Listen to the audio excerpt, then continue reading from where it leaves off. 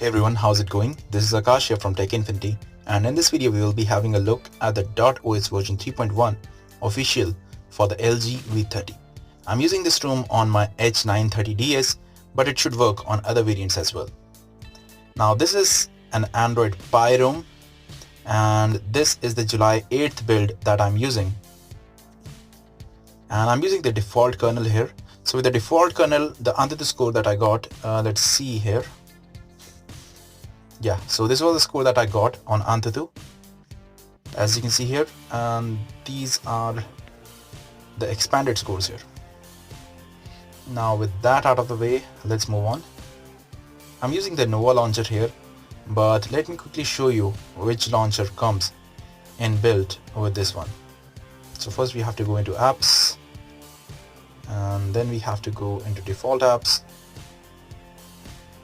So let me just quickly change it for you.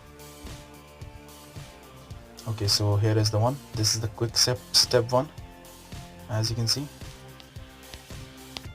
So on the left you have the Google feed, and here you have the launcher. It is pretty nice actually. Now let's move on. Okay, now the system. Here we have a few gestures, as you can see here.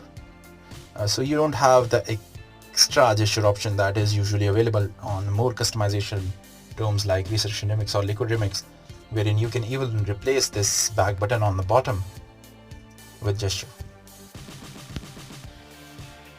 So that's all there is here. You even have the option of digital well-being here. So I'll open it up. As you can see, this is my kind of a chart. I'm using Nano G apps, so that's how I got it. And you even have the option of hi-fi codec, so that's really nice to see here. Now moving on, these are the quick settings. Okay, yeah. So these are the quick setting options that you get here. So I've quickly gone through them. Now it may seem that stuff here is a bit larger. So you have a few customization options here in the display section.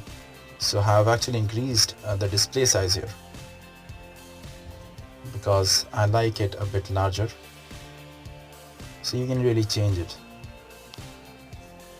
You have options like, you even have some UI style options here, Black UI, DotOS Neo, that kind of stuff. So that's nice to see. Now under DotOS you will find extra features. You have a few status bar tweaks, as you can see here. I'll quickly go through them. You can have a look at them and see which ones you like.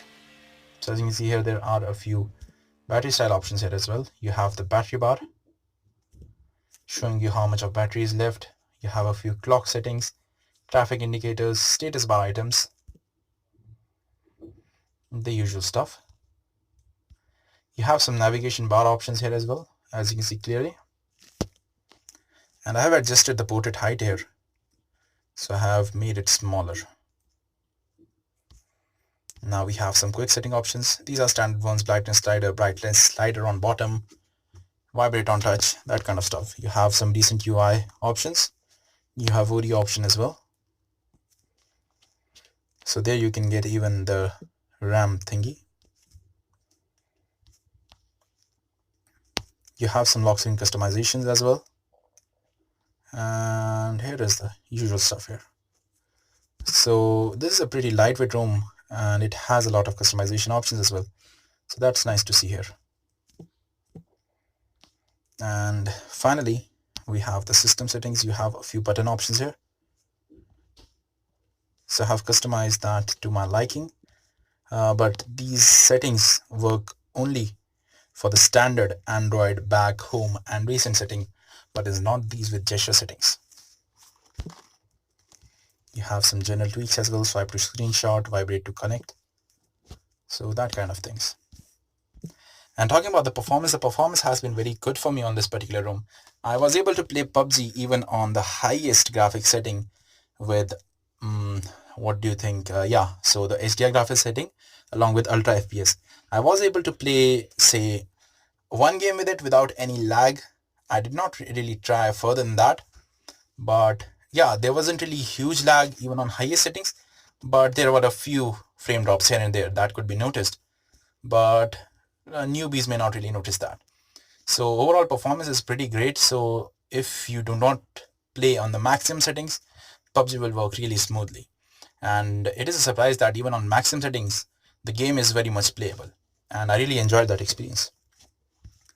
So that's pretty much it for this video. If you liked it, click on the like button and also subscribe to my channel for more such videos. Lastly, I will show you my battery usage. So it is a bit haphazard, but I will say that the battery life has been very good for me on this particular ROM. I've had no issues with battery life draining very quickly or something. The battery life was great and even the standby time was great. So yeah, these are the deep sleep settings as you can see here. So out of the last 12 or 30 minutes, it was deep sleeping for 8 hours 34 minutes. So overall that's very good. So thank you for watching this video. Have a nice day. I'll see you in my next video.